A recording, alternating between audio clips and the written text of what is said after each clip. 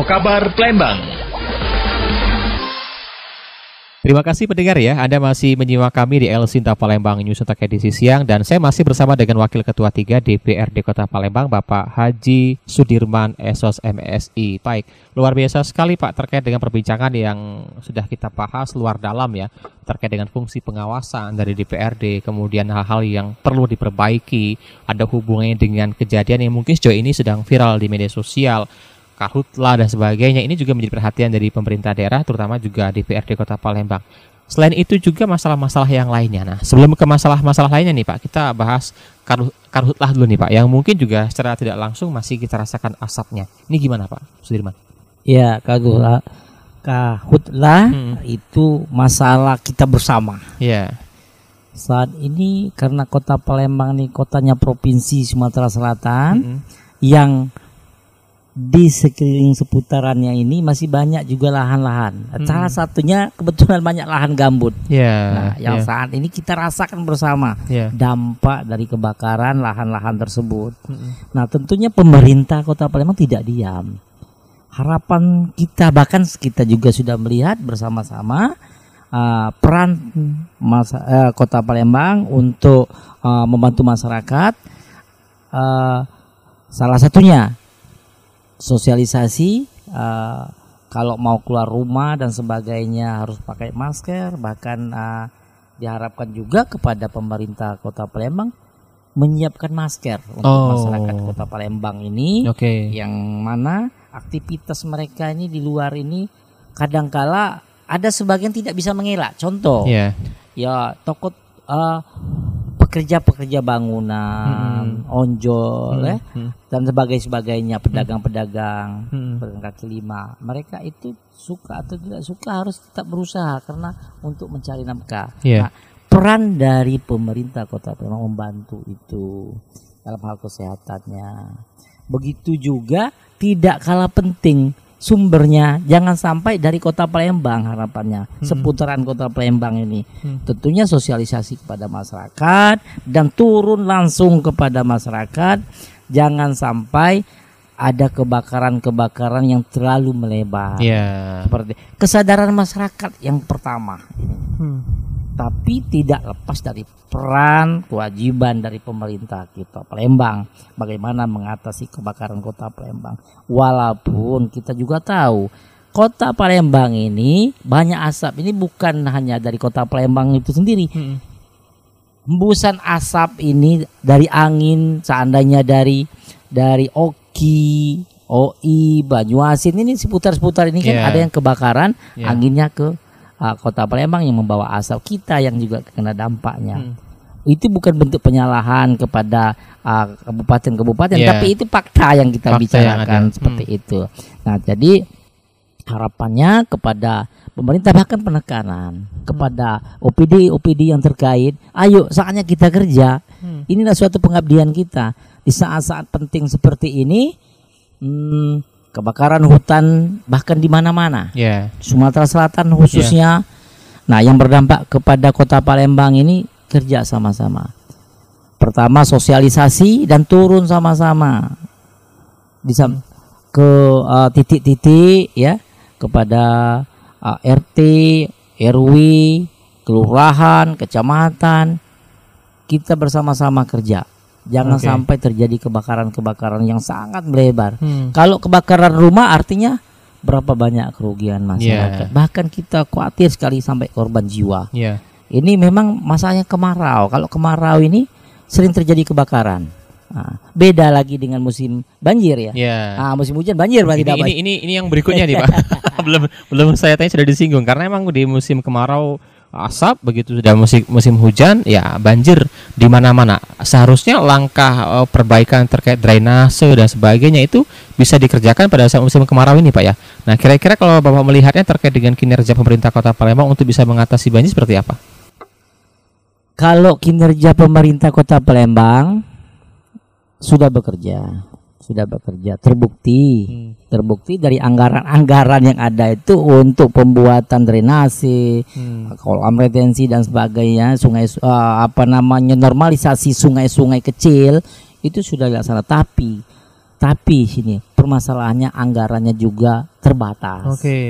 Nah ini karena anggaran yang terbatas ini, kita berharap juga kepada khususnya diri kita sendiri, mulai dari diri kita sendiri, kesadaran kita jangan buang sembarangan sampahnya itu.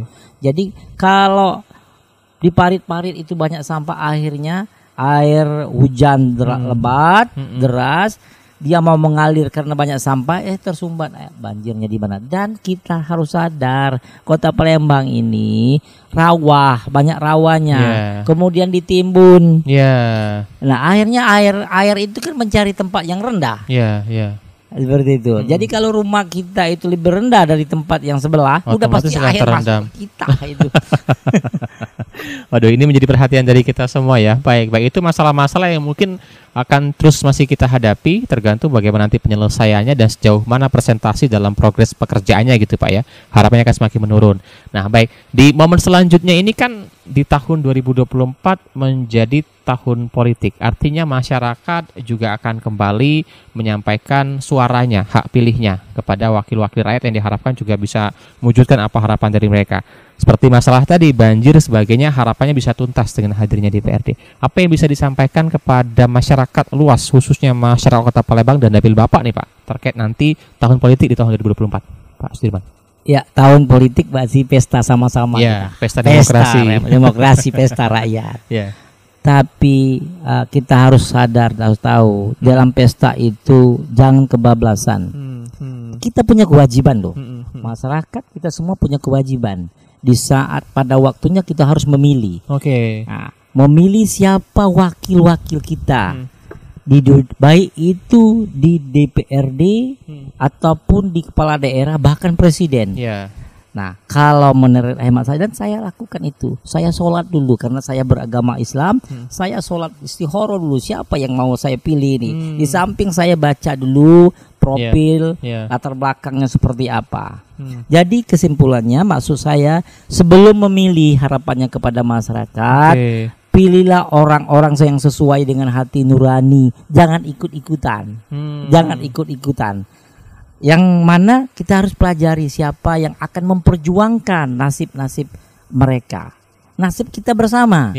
Seperti itu. Aspirasi mereka, aspirasi kita bersama.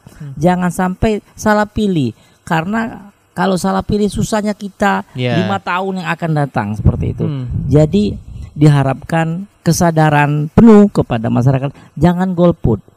Jangan golput. Ayo kita pilih sesuai dengan pilihan kita. Pilihan hati nurani kita. Walaupun ada kampanye di sana sini itu perlu. Karena kita pengen tahu visi dan misi dari masing-masing itu. Baik. Ini juga ada hubungannya dengan pemilih pemula Pak, yang nantinya akan memilih untuk pertama kalinya di tahun 2024. Pesan kepada pemuda-pemuda kita gimana nih Pak? Ya, pemuda ini generasi muda, harapan bangsa. Ini investasi anak bangsa ini. Jadi harapannya mereka kalau sudah waktunya memilih, jangan tidur kesiangan.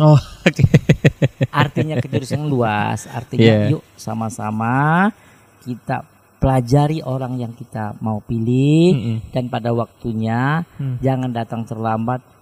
Keluarkanlah hak suaranya.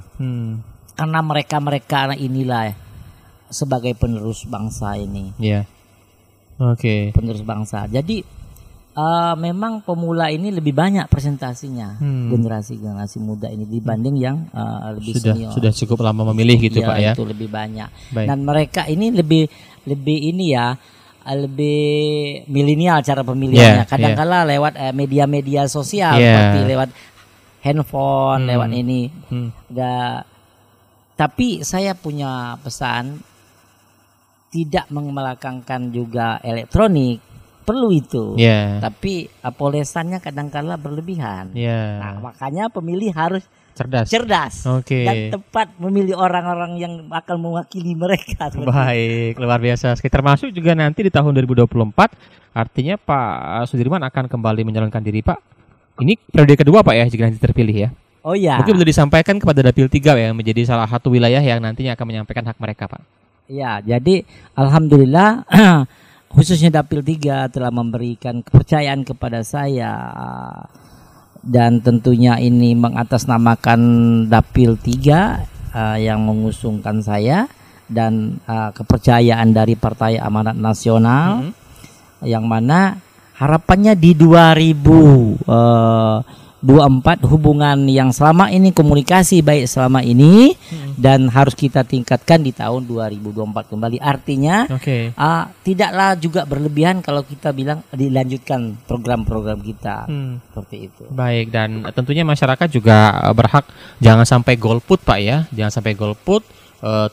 Tunaikan apa yang menjadi hak dan amanah masyarakat kepada calon-calon wakil rakyat yang akan mencalonkan diri tahun 2024 nanti. Iya, jadi harapan kita itu poinnya jangan golput deh. Sayang. Iya. Iya, 5 tahun sekali. Dimanfaatkan sebaik-baiknya. Manfaatkan sebaik-baiknya. Pelajari orang-orang yang akan mewakili suara-suara beliau. Wakil. Karena ini sangatlah penting. Bahkan penentu dari masa depan bangsa dan negara Indonesia yang kita cinta ini, apalagi kalau kota Palembang yang kita cinta ini. Jangan sampai salah pilih. Itu jangan sampai salah pilih, karena kita tahu sendiri bukan rahasia umum lagi. Seperti itu, kita harapkan jangan memandangnya jangan satu sisi saja. Yang mana yang sudah bekerja dan yakin untuk komunikasinya juga aktif. Nah, itu saya rasa silakan dipilih kembali. Baik. Terima kasih Pak Sudirman ya sudah bersama kami pada kesempatan siang hari ini dan juga menyampaikan kepada pendengar kami dan juga netizen Elsinta terkait dengan peran fungsi DPRD Kota Palembang khususnya untuk jabatan sebagai Wakil Ketua 3 Pak ya. Masyarakat insya Allah semakin edukasi dan nanti di tahun 2024 bisa menyampaikan apa yang menjadi hak pilih kalian masyarakat dan juga netizen Elsinta agar kiranya keterwakilan kita juga bisa diwujudkan dengan baik dengan anggota yang telah terpilih khususnya untuk DPRD Kota Palembang. Saya Ari Kristo mengucapkan terima kasih Pak Sudirman untuk waktunya dan juga untuk pendengar semuanya.